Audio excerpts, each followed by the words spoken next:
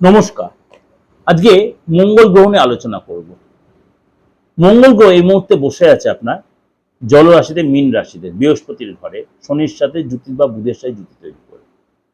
মঙ্গল গ্রহ হচ্ছে সমস্ত গ্রহের সেনাপতি। মঙ্গল গ্রহ 24শে এপ্রিল মঙ্গল গ্রহ শুক্রবার বুধের নক্ষত্র রেবতী নক্ষত্রে প্রবেশ করবে। কতদিন থাকবে? 11ই মে পর্যন্ত, অর্থাৎ 24শে এপ্রিল টু 11ই মে বুধের নক্ষত্র রেবতী নক্ষত্রে মঙ্গল গ্রহ থাকবে। কিন্তু শুধু অলরেডি এটা হচ্ছে বুধের নক্ষত্র, অলরেডি এই নক্ষত্রে অর্থাৎ বুধের নক্ষত্রে বুধ বসে আছে, যুবরাজ বুধ এই তার নিজের নক্ষত্রেই বসে আছে। সেখানে এই বুধের নক্ষত্রে আবার মঙ্গল প্রবেশ, অর্থাৎ বুধের নক্ষত্রে মঙ্গল বুধ একসাথে জুতি তৈরি করবে, যেটা অত্যন্ত অত্যন্ত শুভ ফল দেবে, অত্যন্ত শুভ ফল দেবে।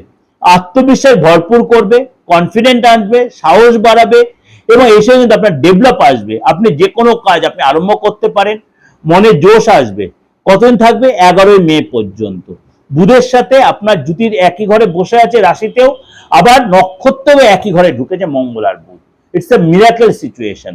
সুতরাং এটা কোন কোন রাশির জন্য কিরকম এফেক্ট দেবে, 12 রাশির ক্ষেত্রে তার প্রভাব বিস্তার করবে।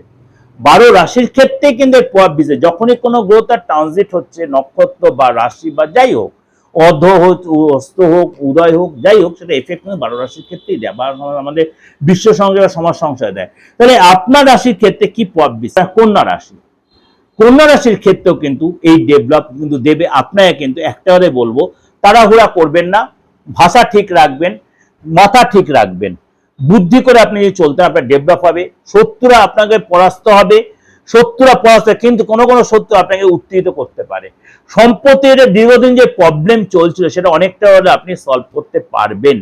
মার্কেটে যে অর্থ পড়েছে সে অর্থ কিছুটা আপনি রিলিজ করতে পারেন, কিন্তু সম্পূর্ণ অর্থ আপনি পাবেন না। তার জন্য কিন্তু আপনাকে ধীরে সুস্থে এগোতে হবে কন্যা রাশির লোকেরা। এবং আপনাকে কিন্তু একটা কথাই বলবো, তাড়াহুড়া করবেন না, যে কোনো কথা তাড়াহুড়া করবেন না, বাদ এড়িয়ে চলে, মুখের ভাষা ঠিক না, স্ল্যাং ইউজ করবেন না। এবং রাতের ঘুম অবশ্যই আপনার প্রয়োজন আছে, নাহলে কিন্তু আপনার প্রেশার বা সুগার বা কোলেস্ট্রলটা বেড়ে গেলে শরীরের উপরে কিন্তু ব্যাড ইম্প্যাক্ট তৈরি হতো। আপনাকে অবশ্যই সেগুলো ঠিক রাখতে, বাইরের খাবার অ্যাভয়েড করবেন, রিচ খাবার অ্যাভয়েড করবেন, রাস্তায় চলাফেরাতে সাবধান হবে। কিন্তু আপনার আর্থিক জায়গা কিন্তু ডেভেলপ হবে, কিন্তু আপনি যত এক্সপোজ তত না হলেও আপনি অনেকটাই কিন্তু এখানে রিকভারি করতে পারবেন।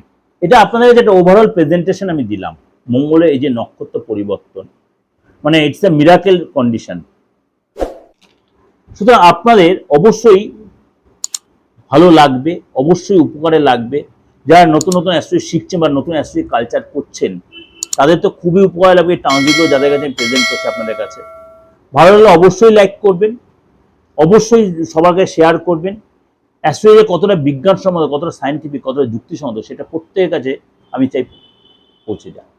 এবং এর সাথে সাথে আপনার আমার সাপ্তাহিক রাশিফল, দৈনিক রাশিফল বা মাসিক রাশিফল অবশ্যই আমার দিগদর্শন চ্যানেলে আপনারা সেটা পেয়ে যাবেন।